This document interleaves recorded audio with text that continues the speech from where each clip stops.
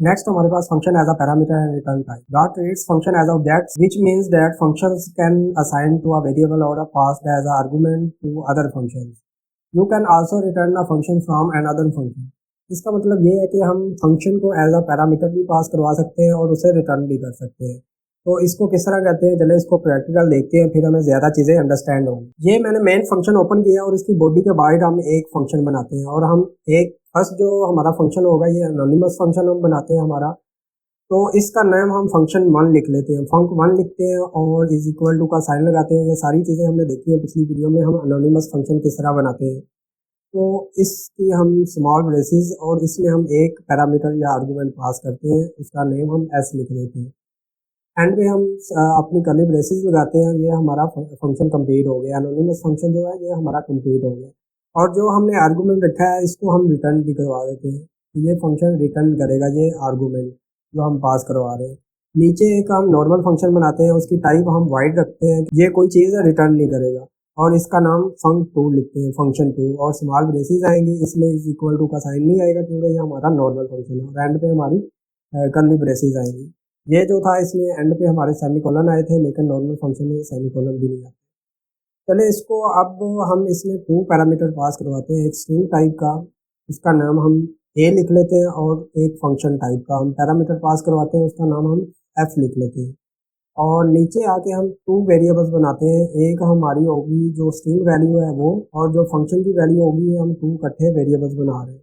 और जो आर्गुमेंट में वैल्यूज आ रही हैं वो हम इसमें होल्ड करवा रहे हैं। एस वैल्यू में हम जो हमारी स्ट्रिंग की वैल्यू आ रही है वो हम होल्ड करवा लेंगे, और जो हमारे एफ वैल्यू में हम हमारी जो फंक्शन रिटर्न कर रहे हैं ना वैल्यू, तो वो वैल्यू हम उसमें होल्ड करवा लेंगे। ये रिटर्न और हम पास भी करवा रहे हैं आर्गूमेंट। ये देखें, ये हमारा स्ट्रिंग टाइप का जो फंक्शन 1 है ये स्ट्रिंग टाइप का आर्गूमेंट भी ले रहा है और रिटर्न भी कर रहा है वैल्यू। तो जो रिटर्न कर रहा है वो हम एफ वैल्यू में लेके आएंगे, और जो आर्गूमेंट देंगे हम इसमें आर्गूमेंट देंगे। इधर लिख लेते हैं एंटर लॉक्स, और एंड पे हम सेमीकोलन लगाते हैं। ये 2 वैल्यूज हमने होल्ड कर ली हैं, इन दोनों को हम प्रिंट करवा लेते हैं। प्रिंट हम करवाते हैं, इधर हमें पता है कि हम वेरिएबल को किस तरह एक्सेस करते हैं।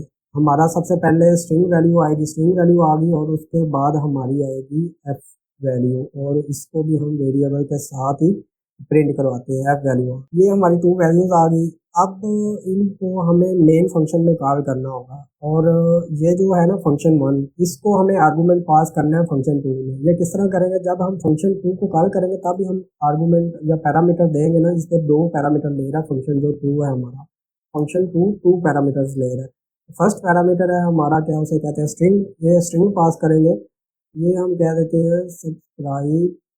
और जो नेक्स्ट पैरामीटर है वो हम फंक्शन एक पैरामीटर पास करेंगे। ये हमारा फंक्शन 1 जो है ये हम पास कर देंगे इसमें। इसको फर्दर एक्सप्लेन करता हूँ ताकि आप लोगों को सही अंडरस्टैंडिंग हो जाए। ये देखें, सबसे पहले हमने एक फंक्शन बनाया, ये हमारा एनोनिमस फंक्शन है। इसका नेम हमने फंक्शन 1 या फंक 1 लिखा है, और इसमें एक पैरामीटर दे रहे हैं स्ट्रिंग, और इसके बाद ये से रिटर्न भी करवा रहे हैं। जो वैल्यू आएगी इसमें वो रिटर्न करवा के हम इस फंक्शन से रिटर्न करवा रहे हैं वैल्यू।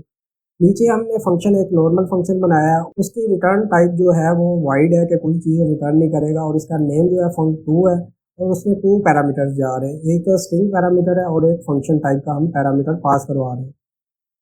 नेक्स्ट हमने 2 वेरिएबल्स बनाए हैं। जो हमारी ए में वैल्यू आएगी वो एस वैल्यू में जाएगी, और जो फंक्शन रिटर्न कर रहा है ना, ये जो फंक्शन 1 रिटर्न कर रहा है वैल्यू, वो हमारी एफ वैल्यू में चली जाएगी। ये देखिए, ये हम असाइन कर रहे हैं ए की वैल्यू एस वैल्यू में, और जो फंक्शन है इधर कॉल कर रहे हैं, ये फंक्शन जो है इधर कॉल कर रहे हैं, और इसमें जो पैरामीटर है ये एस वाला वो दे रहे हैं एंटर लूप, और वो वैल्यू इधर हमारी एफ वैल्यू में आ रही है।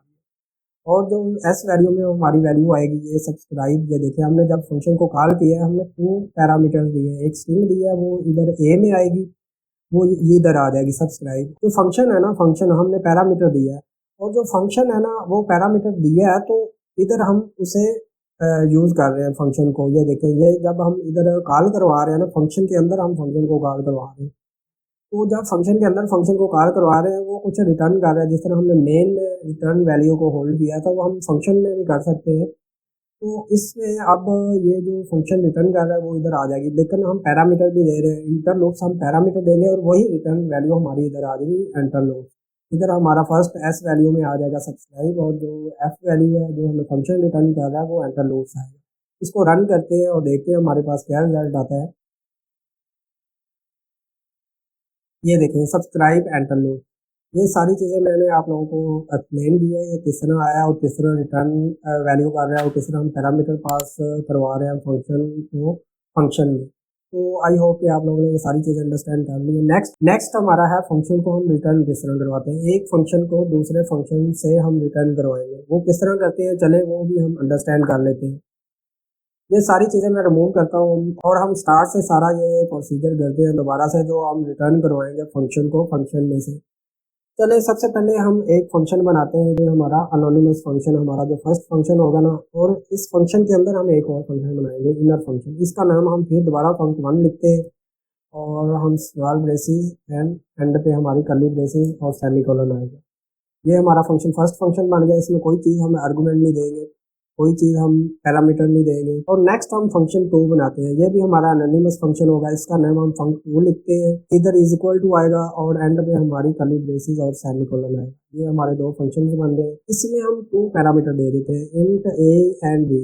2 पैरामीटर हमने दिए इंटीजर टाइप के और इसी को हम रिटर्न करवा देते हैं। ये हम इंटीजर वैल्यू को रिटर्न करवा रहे हैं, ना कि हम फंक्शन को रिटर्न करवा रहे हैं। इधर ए प्लस बी आएगा, तो ये हमारी इंटीजर वैल्यू प्लस हो के दोनों वैल्यूज हमारी दोबारा रिटर्न कर देगा ये फंक्शन, जो फंक्शन 2 है।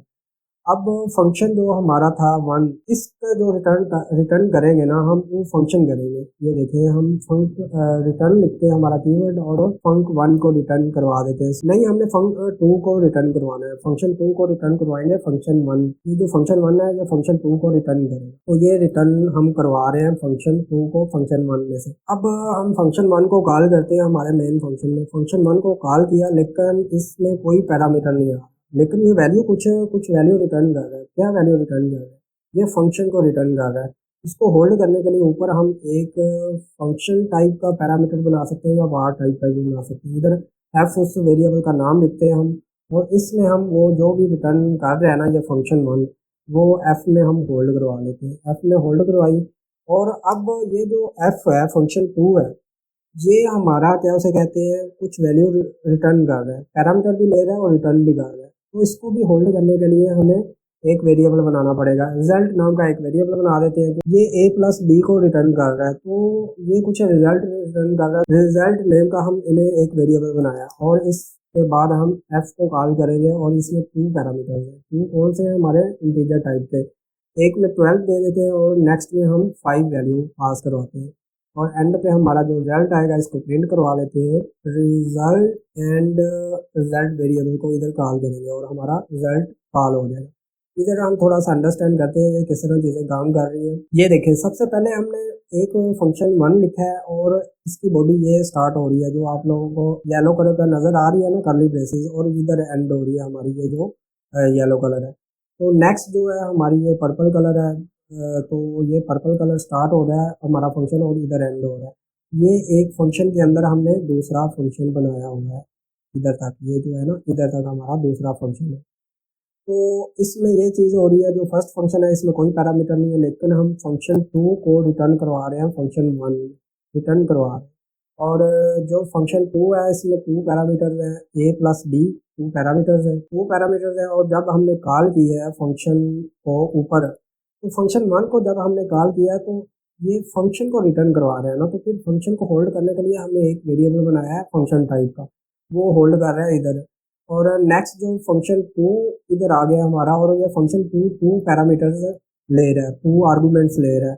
तो ये फंक्शन 2 को हमने 2 आर्गूमेंट्स दिए, और एक में हमने 12 दिया और एक में 5 दिया, ये इंटीजर टाइप के, और ये रिटर्न करवा रहा है इंटीजर टाइप की वैल्यू। तो हमने रिजल्ट में जो भी रिटर्न करवा रहा है वो वैल्यू होल्ड कर ली और इधर हमने प्रिंट करवा दी। तो इसको रन करते हैं और देखते हैं हमारे पास क्या रिजल्ट आता है। इसको रिजल्ट ये आना चाहिए, ये 12 और 5 को प्लस करके हमें रिजल्ट देना चाहिए। तो इसको रन करते हैं और देखते हैं हमारे पास क्या रिजल्ट आता है। 12 और 5 17 है, ये देखिए हमारे पास रिजल्ट आ गया 17। आई होप कि आप लोगों ने सारी चीज़ें अंडरस्टैंड कर ली हैं कि हम फंक्शन को as a parameter and return किस तरह इस्तेमाल कर सकते हैं। अगर आप लोगों को ये वीडियो अच्छी लगी है इसे लाइक करें, चैनल को सब्सक्राइब करें